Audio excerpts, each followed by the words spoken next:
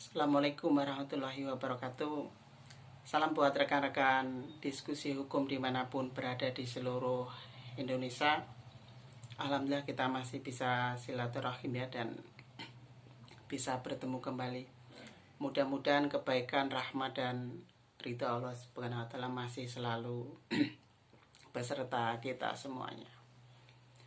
Alhamdulillah tidak terasa sudah akhir-akhir Ramadan ya. Kali ini kita memasuki malam ke-29 Ramadan.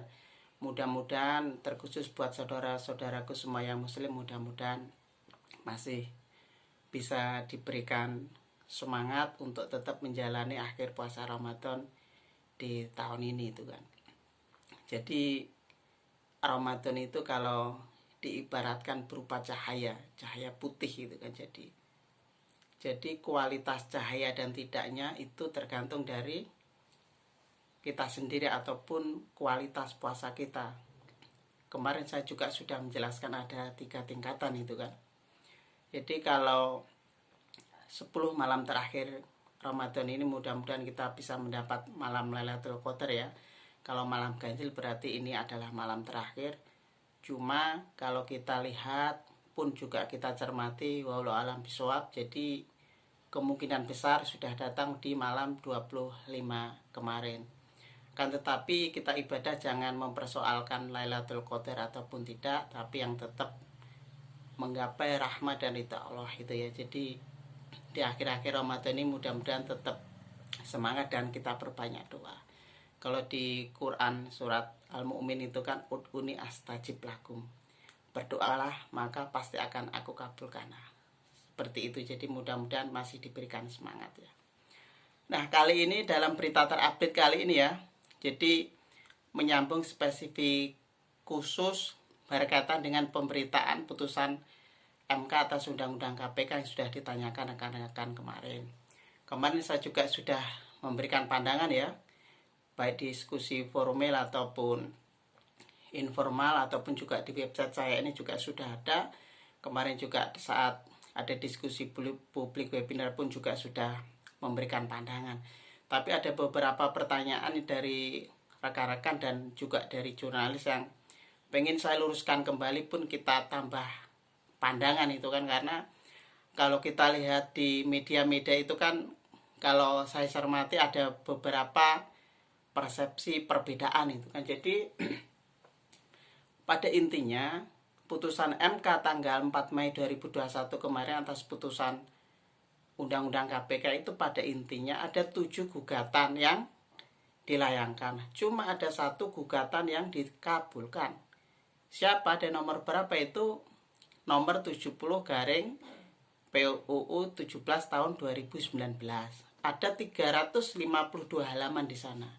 Kemudian ada 3 pasal yang dikabulkan oleh Mahkamah Konstitusi yang benar-benar bertentangan dengan undang-undang kayak gitu. Nah ini kemarin juga saya bacakan basis beritanya. Jadi memaknai putusan Mahkamah Konstitusi itu harus benar-benar hati-hati, bagaimana norma hukumnya, bahasa hukumnya pun, bagaimana konteks uji formil ataupun material itu kan. Jadi dalam konteks formil itu pada intinya prosedurnya, material isinya. Nah kalau dalam pertimbangan hakim sebelum amar putusan itu ada sifatnya istilah ada open legal policy itu kan. Jadi nanti akan ditafsir ulang oleh lembaga DPR itu kan untuk menerjemahkan undang-undang dalam bahasa apa. Cuma putusan MK ini sedikit kita bedah kembali ya kemarin. Jadi ini saya bacakan basis datanya nanti sebelum kita analisis lebih lanjut. Ini saya kutip langsung dari websitenya Mahkamah Konstitusi. Jadi di awal tadi saya sudah menyambung bahwa ada 352 halaman yang dikabulkan dari 7 gugatan. Nah ini saya bacakan amar putusannya ya nanti. Jadi rekan-rekan kemarin juga banyak yang mempertanyakan, biar tidak simpang siur media pun untuk mengutip. Ini di halaman 347 ya. Jadi 5 amar putusan mengadili dalam pengujian formil menolak permohonan para pemohon untuk seluruhnya. Nah, formilnya ditolak semua ya itu kan. Kemudian yang kedua dalam pengujian material. Nah, ini yang penting. Mengabulkan permohonan para pihak untuk sebagian. Nah, kemudian ini di poin 2 menyatakan pasal 1 ayat 3 Undang-Undang KPK dan seterusnya. Nanti rekan-rekan bisa dicermati sebelum saya tambahkan pandangan saya nanti. Ini bertentangan dengan Undang-Undang Dasar Negara Republik Indonesia tahun 1945 dan tidak mempunyai kekuatan hukum mengikat secara bersyarat sepanjang tidak dimaknai. Nah, ada redaksional secara bersyarat, secara tidak dimaknai, ini berbeda konteks dengan ketika pasal yang dihapus ataupun ditafsir MK itu tidak sepanjang ataupun bertolak belakang dengan Undang-Undang Dasar secara langsung. Ini tafsir, bukan membatalkan norma hukum dalam pasalnya ya. Itu harus dicermati. Nah, pada poin 3 ini yang penting buat rekan-rekan cermati ya nanti. Jadi di awal tadi saya sudah mengatakan ada 3 pasal yang jelas-jelas dibatalkan oleh MK. Yang lain adalah cuma ditafsir ulang, ditambahkan ulang, dan itu sangat debatable itu kan. Ini di amar putusan poin 3 yang penting menyatakan pasal 2B, pasal 37B ayat 1 huruf B dan pasal 47 ayat 2 Undang-Undang KPK bertentangan dengan Undang-Undang Dasar Negara Republik Indonesia tahun 1945 dan tidak mempunyai kekuatan hukum tetap. Nah, berbeda kan dari redaksional sebelumnya. Ini jelas-jelas 3 pasal yang dikabulkan oleh MK itu kan. Kemudian di poin 4 ini berkaitan dengan tafsir saja ya. Menyatakan frasa dipertanggungjawabkan kepada dewas dan sebagainya, nanti saya jelaskan di analisis. Nah, ini dimaknai. Kemarin sudah saya jelaskan ya. Kita sampai debat kemarin. Jadi ada frasa menjadi selengkapnya berbunyi penyadapan sebagaimana dimaksud dalam pasal 12 ayat 1 yang telah selesai dilaksanakan harus dipertanggungjawabkan kepada KPK dan diberitahukan kepada Dewan Pengawas paling lambat 14 hari sejak terhitung penyadapan selesai dilaksanakan. Nah, ini sangat debatable ya, berkaitan dengan izin diberitahu atau tidak. Percuma saja ini masih tetap memberitahu. Kemudian pasal 5 menyatakan tidak selesai dalam jangka waktu paling lama 2 tahun, ini berkaitan dengan SP3. Nah, ini pembahasan redaksional tambahannya.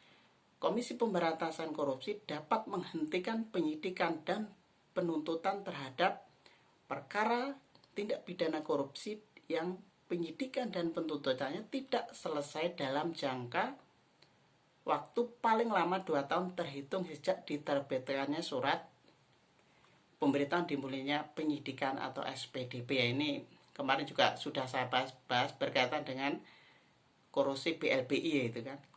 Nah, kemudian poin 6 ini menyatakan frasa harus dilaporkan kepada dewas paling lambat 1 minggu. Nah, ini dalam konteks pemberitahuan dan laporan ini saya juga tidak sepakat juga. Nah, ini pembahasan redaksionalnya. Penghentian penyidikan dan penuntutan sebagaimana dimaksud pada ayat 1 diberitahukan kepada dewas paling lambat 14 hari kerja terhitung sejak dikeluarkannya surat perintah penghentian penyidikan dan penuntutan. Ini tafsir ulang MK ya terhadap Undang-Undang KPK yang norma hukum dan redaksional pun frasanya sudah ada. Kemudian di poin 7 ini juga berkaitan dengan frasa atas izin tertulis dari dewas. Nah, Dewan Pengawas. Ini pemanaan ulangnya. Dalam proses penyidikan, penyidik dapat melakukan penggeledahan dan penyitaan dengan memberitahukan kepada Dewan Pengawas. Nah, ini tafsir juga itu kan. memerintahkan pemuatan putusan dalam berita lembaran negara.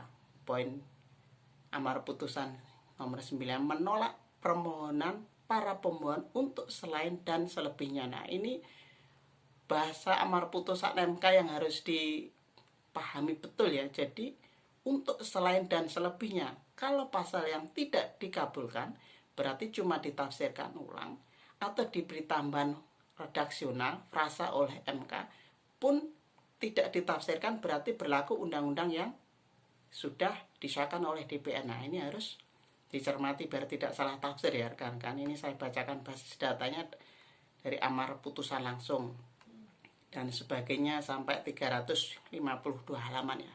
Nah, ini saya tutup basis datanya.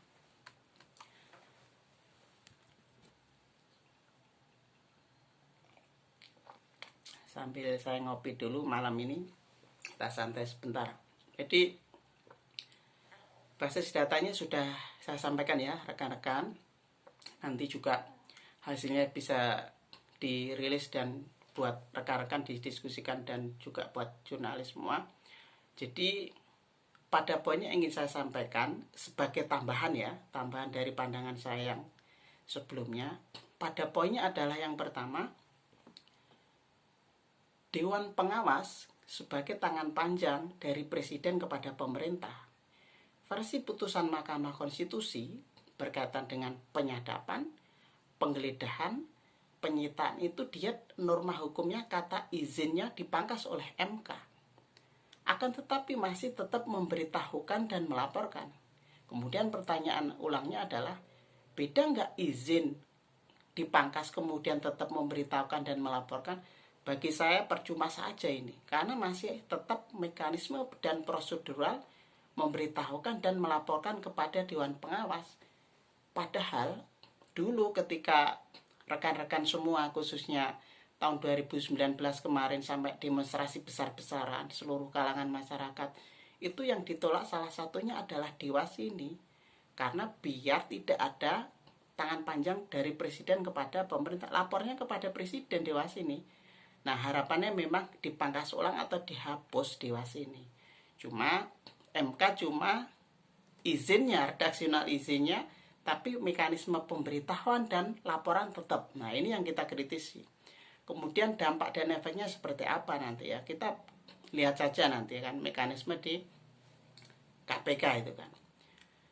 Kemudian persoalannya berkaitan dengan yang kedua adalah SP3. SP3 ini kemarin saya juga sudah saya jabarkan ya, pada intinya bahwa SP3 ini cuma ditafsir oleh MK dari awalnya saja, maksimal 2 tahun itu seperti apa. Embrionya dari SPDP kemudian sampai maksimal 2 tahun itu. Cuma kritikan saya itu juga tetap idealnya SP3 kalau MK itu konsisten ya sudah, SP3 ini tetap tidak diberikan kepada KPK biar seluruh kasus yang dihadapi KPK biar terus berlanjut. Toh juga kasus BLBI kemarin sebagai bukti konkret gitu kan. Kalaupun toh SP3 tetap diberikan, paling tidak itu penambahan redaksional jangan 2 tahun karena kompleksitas kasus di MK itu banyak. Kemudian yang terakhir berkaitan dengan ASN. Nah, kemudian status ASN di KPK ini yang kemarin menuai polemik publik ya, nanti insya Allah di sesi selanjutnya bisa kita bahas lebih detail.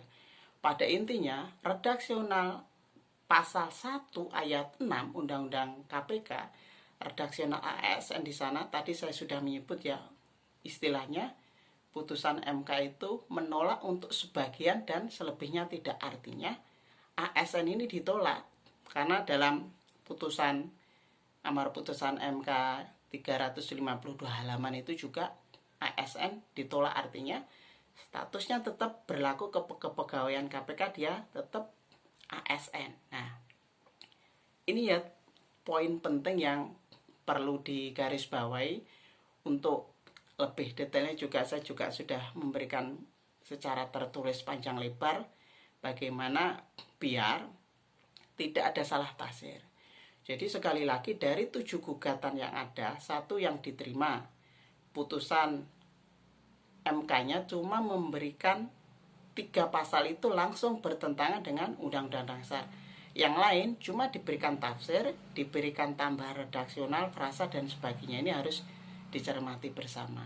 Lalu konsekuensinya setelah putusan MK ini seperti apa? Yang jelas bahwa mekanisme secara prosedural dan SOP di internal KPK ini pasti akan lebih ribet, pun juga harus membuat aturan teknis bagaimana konsep pemberitahuan, pelaporan kepada Dewan Pengawas.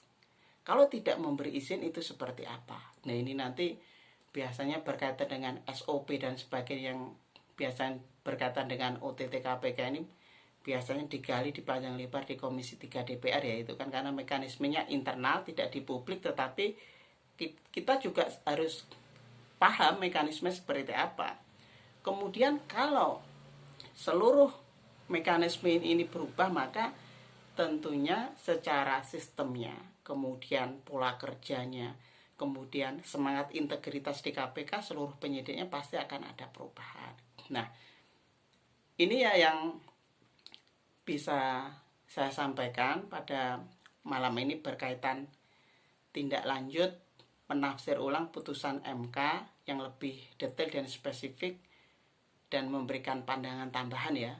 Jadi nanti mohon dicermati rekan-rekan biar tidak salah tafsir pun, karena penyikapan dari kalangan akademisi, praktisi, kemudian juga pegiat anti korupsi pasti akan berdampak pasca ini. Kita lihat saja. Pun juga yang terakhir kemarin baru saja OTT KPK di Bupati Nganjuk itu kan, itu bisa disambung lain waktu ya. Itu yang bisa saya sampaikan, insya Allah bisa disambung lain waktu ya nanti. Beda jangan ngambekan, beda jangan baperan. Berbeda karena kita saudara, berbeda karena kita Indonesia. Kita sama-sama belajar bareng, mudah-mudahan bermanfaat. Bersama-sama berbuat bermanfaat buat umat bangsa dan negara. Wassalamualaikum warahmatullahi wabarakatuh.